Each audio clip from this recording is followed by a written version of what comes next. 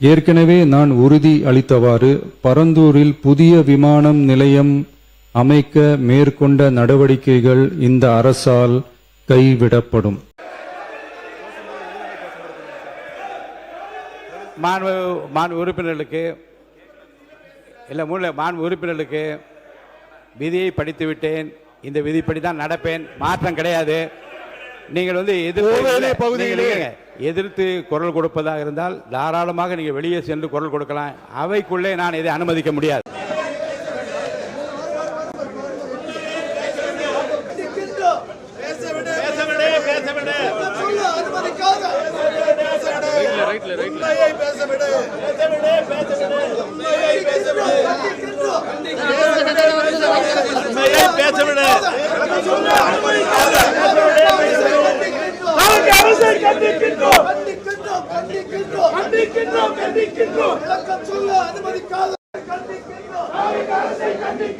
தீர்மானத்தின் மூலமாக இந்த மிக முக்கியமான பிரச்சனையில் இருக்கக்கூடிய நியாயங்களை, நாம் எதிர்கொள்ளக்கூடிய சவால்களை, நாம் எதிர்கொள்ளக்கூடிய பொருளாதார தேக்க நிலையை இந்த விமான நிலையம் வரவில்லை என்றால் எத்தகைய சூழ்நிலை உருவாகும் என்பதை எதிர்க்கட்சிகள் சொல்வதற்கான வாய்ப்பினை முற்றிலுமாக மறுதளித்து நிராகரித்து அந்த வாய்ப்பை கொடுக்க முடியாத அளவில் அவர்கள் திட்டமிட்டே விதிய 110 ஒரு அறிக்கையினை படித்து அதற்கு மேலே விவாதம் இல்லை என்று சபாநாயகர் இன்றைக்கு தெரிவித்து ஜனநாயக ரீதியில் எதிர்க்கட்சிகளுடைய குரல் வலையை நெரிக்கக்கூடிய ஒரு சூழ்நிலையை இன்றைக்கு பேரவைத் தலைவர் உருவாக்கியிருக்கிறார்.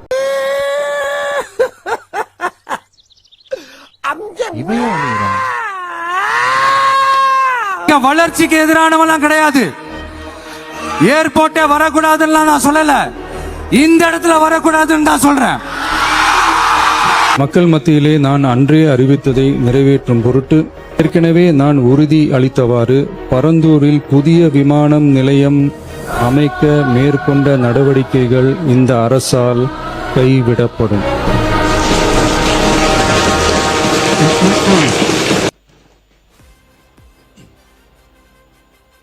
மாண்புமிகு பேரவைத் தலைவர் அவர்களே, நமது அரசால் பெண்கள் பயன்பெறும் வகையில் அவர்களின் முன்னேற்றத்திற்காகவும் பாதுகாப்பிற்காகவும் பல்வேறு திட்டங்கள் தீட்டப்பட்டு இதுவரை சிங்கப்பெண் சிறப்பு அதிரடிப்படை திட்டம், தாய்மாமன் தங்கமோதிர திட்டம், வெற்றி மகளிர் ஆடுகள் வளர்ப்பு திட்டம், அண்ணனின் சீர்திட்டம் போன்ற திட்டங்கள் அறிவிக்கப்பட்டு அதற்கான நிதி ஒதுக்கீடும் செய்யப்பட்டு நடைமுறைப்படுத்த நடவடிக்கைகள் மேற்கொள்ளப்பட்டு வருகிறது. மேலும் நமது அரசு மக்களின் வாழ்வாதார முன்னேற்றத்தினை முதன்மை நோக்கமாக கொண்டு வெற்றி தொலைநோக்கு திட்ட ஆவணத்தினை, வெற்றி விஷன் டாக்குமெண்ட் வெளியிட்டுள்ளது. அந்த திட்ட ஆவணத்தின் அடிப்படையில் இலக்கு நிர்ணயம் செய்து பல்வேறு திட்டங்கள் அடுத்து வருகின்ற 1ஆம், 3ஆம் மற்றும் 5ஆம் ஆண்டிற்குள் நிறைவேற்றத்தக்க திட்டங்களாக வகைப்படுத்தப்பட்டுள்ளது. சிறப்பினமாக பெண்கள் பயன்பெறும் வகையில் பல்வேறு திட்டங்களுக்கு செயல் வடிவம் கொடுத்து இவ்வரசு நிறைவேற்றும். கடந்த 4 மாதங்களாக வளைகுடா பகுதியில் நிலவி வரும் போர் சூழல் காரணமாக எரிவாயு சிலிண்டர் கிடைப்பதில் தட்டுப்பாடு நிலவி வருகின்றது. இதனால் மாற்று எரிபொருளை பயன்படுத்தி வருவதாலும் எரிவாயு சிலிண்டர் விலை உயர்வினாலும் பொதுமக்கள் தங்களது வருவாயிலிருந்து கூடுதலான தொகையினை செலவிட்டு இன்னலுக்கு ஆளாகி வருகின்றனர். இதனை கருத்தில் கொண்டு நிதி நெருக்கடியான சூழலிலும் பொதுமக்களின் நிதிச்சுமையினை குறைக்கும் வகையிலும் பொதுமக்களின் நலனை பாதுகாக்கவும் மக்களுக்கு அளித்த வாக்குறுதியை நிறைவேற்றும் நோக்கிலும் எரிவாயு சிலிண்டருக்காக செலவழிக்கப்பட்டு வரும் தொகையினை அவர்களுக்கு வழங்க அரசு முடிவு செய்துள்ளது.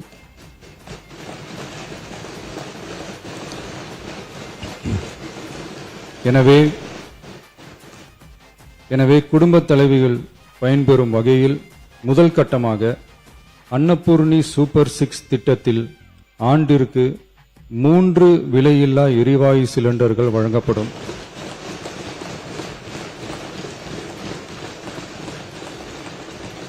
எரிவாயு சிலிண்டருக்கான விலை பயனாளிகளின் வங்கி கணக்கில் நேரடியாக வரவு வைக்கப்படும். இத்திட்ட பயனாளிகள் எரிவாயு சிலிண்டர் பதிவு செய்து சிலிண்டர் பெற்றவுடன் எண்ணெய் நிறுவனங்களிடமிருந்து பட்டியல் பெற்று சிலிண்டருக்கான விலை பயனாளிகளின் வங்கி கணக்கில் வரவு வைக்கப்படும். இத்திட்டத்தினால் சுமார் 1,30,16,104 குடும்பங்கள் பயனடைவார்கள். அதாவது ஆண்டு வருமானம் ரூபாய் 2.5 லட்சத்திற்கு மிகாமல் உள்ள பொருளாதாரத்தில் பின்தங்கியுள்ள குடும்பத்தினர், சிறு குறு விவசாய குடும்பத்தினர், மாற்றுத்திறனாளி குடும்பத்தினர் போன்ற சமூகத்தில் உள்ள நலிந்த குடும்பத்தினர் பயனடைவார்கள். இத்திட்டத்தினை செயல்படுத்துவதற்கான ஆயத்த பணிகள் துவங்கப்பட்டுள்ளது. இத்திட்டம் வரும் பொங்கல் பண்டிகை ஜனவரி மாதம் முதல் செயலாக்கத்திற்கு கொண்டு வரப்படும்.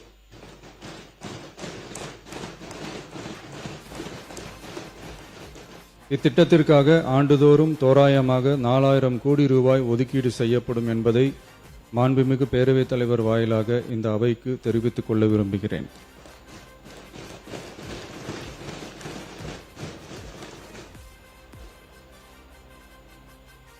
மாண்புமிகு பேரவைத் தலைவர் அவர்களே, சென்னையில் உள்ள மீனம்பாக்கம் விமான நிலையம் இந்திய விமான நிலையங்கள் ஆணையத்தால் AAI இயக்கப்படுகிறது. தற்போது இந்த விமான நிலையம் ஆண்டுக்கு 30 மில்லியன் பயணிகளை கையாளும் திறன் கொண்டதாக உள்ளது. வளர்ந்து வரும் சென்னை மாநகரத்தின் தேவைகளை கருத்தில் கொண்டும், பயணிகளின் வசதிகளை கருத்தில் கொண்டும், தொழில் வளர்ச்சியினை கருத்தில் கொண்டும், சரக்கு போக்குவரத்தை அதிகரிக்கும் வகையிலும் புதிய விமான நிலையம் அமைப்பதற்கான தேவை ஏற்பட்டு உள்ளது. புதிய விமான நிலையம் அமைப்பதற்கு தேர்வு செய்யப்படும் இடம் பெரிய அளவில் விவசாயிகளை பாதிக்காத வகையிலும், அதிக அளவில் குடியிருப்புகளை அகற்றாத வகையிலும் அமைய வேண்டும். ஆனால் முந்தைய அரசு விவசாயிகளை பெரிய அளவில் பாதிக்கும் வகையிலும், குடியிருப்புகளை அதிக அளவில் அகற்றும் வகையிலும் விமான நிலையத்தை அமைப்பதற்கான முயற்சிகளை மேற்கொண்டது. ஏகனாபுரம் மற்றும் இதர கிராம மக்கள் இந்த விமான நிலையம் அமைப்பதை எதிர்த்து நடத்திய போராட்டங்களை அறிந்து நான் 20/1/2025 அன்று அப்பகுதிக்கு சென்று அங்குள்ள மக்களின் குறைகளை கேட்டறிந்து பின்வரும் அறிவிப்புகளை வெளியிட்டேன்.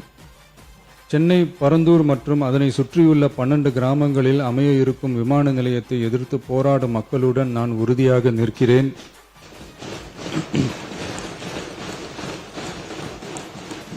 நீண்ட நாட்களுக்கு மேலாக இந்த திட்டத்திற்கு எதிராக போராடி வரும் விவசாயிகளுக்கு எனது ஆதரவை தெரிவித்துக் கொள்கிறேன். விவசாயிகளே நாட்டின் முதுகெலும்பு. இந்த விவசாய நிலங்களை பாதுகாக்க இந்த மக்கள் போராடி வருகிறார்கள். விக்கிரவாண்டியில் அக்டோபர் 2024 நடந்த பொதுக்கூட்டத்திலேயே பரந்தூரில் புதிய விமான நிலையம் அமைப்பதற்கு எதிர்ப்பு தெரிவித்திருக்கிறேன். தொழில் வளர்ச்சி மற்றும் அதற்கான விமான நிலையங்களின் பங்கு பற்றி நான் நன்கு அறிவேன். அதற்கான என்னுடைய முழு ஆதரவும் உண்டு. ஆனால் பரந்தூரில் இந்த திட்டம் அமையக்கூடாது. இந்த திட்டம் குறித்து அரசு மறுபரிசீலனை செய்ய வேண்டும். குறைவான விவசாய நிலங்கள் பாதிக்கப்படும் வகையிலும், மக்களின் வாழ்வாதாரம் பாதிக்காத வகையிலும் மாற்று இடத்தை தேர்வு செய்ய வேண்டும் என தெரிவித்திருந்தேன். மக்கள் மத்தியிலே நான் அன்றே அறிவித்ததை நிறைவேற்றும் பொருட்டு புதிய விமான நிலையம் அமைப்பது குறித்து உயர் அதிகாரிகளிடமும் துறை வல்லுநர்களிடமும் விரிவாக ஆலோசனை நடத்தினேன். ஏற்கனவே நான் உறுதி அளித்தவாறு பரந்தூரில் புதிய விமானம் நிலையம் அமைக்க மேற்கொண்ட நடவடிக்கைகள் இந்த அரசால் கைவிடப்படும்.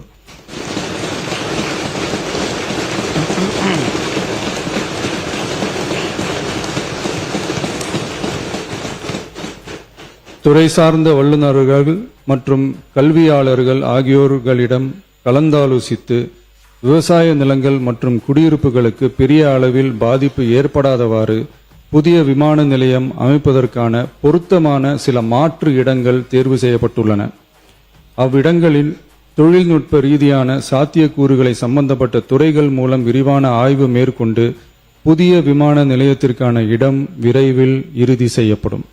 இதற்கிடையில் சென்னை மீனம்பாக்கம் விமான நிலையத்தை மேலும் விரிவாக்கம் செய்து அதன் வடமேற்கு பகுதியில் ஆண்டுக்கு கூடுதலாக 20 மில்லியன் பயணிகளை கையாளக்கூடிய டெர்மினல் 5 என்ற புதிய பயணிகள் முனையம் அமைக்க ஏர்போர்ட்ஸ் அத்தாரிட்டி ஆஃப் இந்தியாவுடன் இணைந்து அணுகுசாலை மற்றும் மேம்பாலம் அமைப்பதற்கான நடவடிக்கைகள் மேற்கொள்ளப்படும்.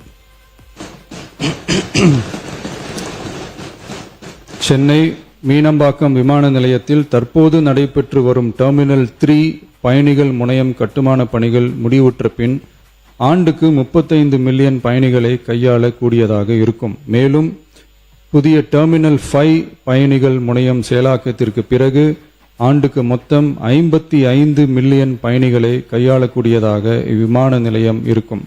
இதன் மூலம் சென்னை விமான நிலையத்தின் சேவைகள் மேம்படுத்தப்படுவதோடு பயணிகளின் போக்குவரத்து தேவை புதிய விமான நிலையம் அமைக்கப்படும் வரை பூர்த்தி செய்யப்படும்.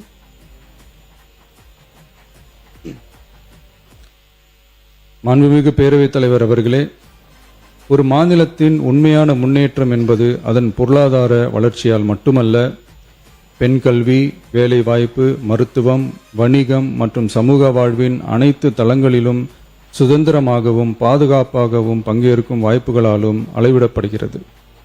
மகளிரின் பயண சுதந்திரம் அவர்களின் பொருளாதார சுதந்திரத்திற்கும் குடும்பங்களின் முன்னேற்றத்திற்கும் அடித்தளமாக இருக்கிறது. தற்போது செயல்படுத்தப்பட்டு வரும் மகளிர் கட்டணமில்லா பயண திட்டத்தில் மாநகரம் நகர்ப்புறங்களில் சாதாரண மற்றும் மலைப்பகுதி பேருந்துகளில் 40 கிலோமீட்டர் வரை மட்டுமே பயணம் செய்ய அனுமதிக்கப்பட்டு வருகிறது.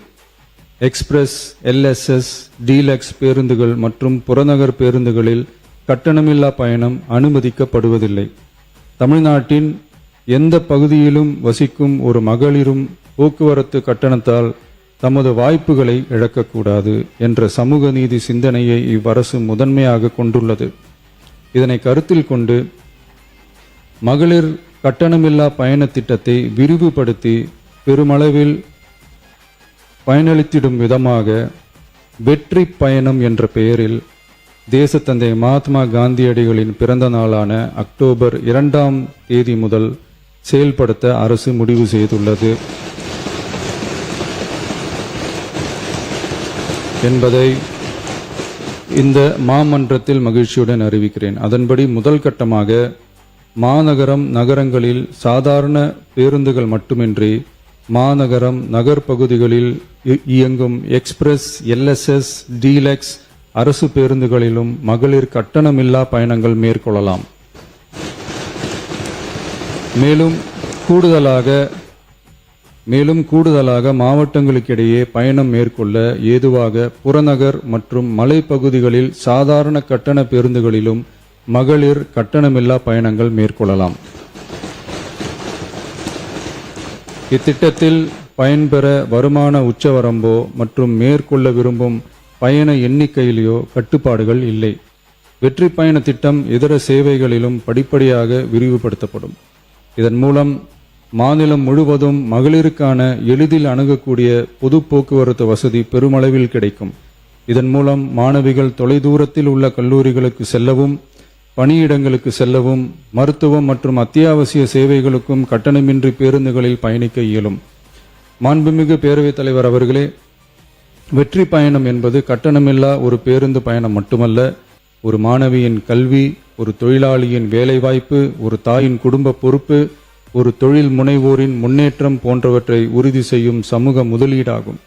தமிழ்நாட்டின் எந்த பகுதியில் வாழ்ந்தாலும் மகளிரின் இயக்க சுதந்திரத்திற்கும் பொருளாதார முன்னேற்றத்திற்கும் அரசு உறுதுணையாக இருக்கும்.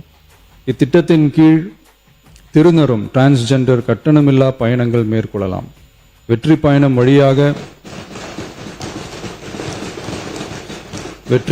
வழியாக மகளிரின் வாய்ப்புகள் விரிவடைந்து குடும்பங்கள் முன்னேறி சமூக நீதியும் சமத்துவமும் நிலை பெற்று வளமான வெற்றி தமிழ்நாட்டை உருவாக்கும் நமது பயணம் மேலும் வலுப்பெறும் என்பதை தெரிவித்துக் கொள்கிறேன்.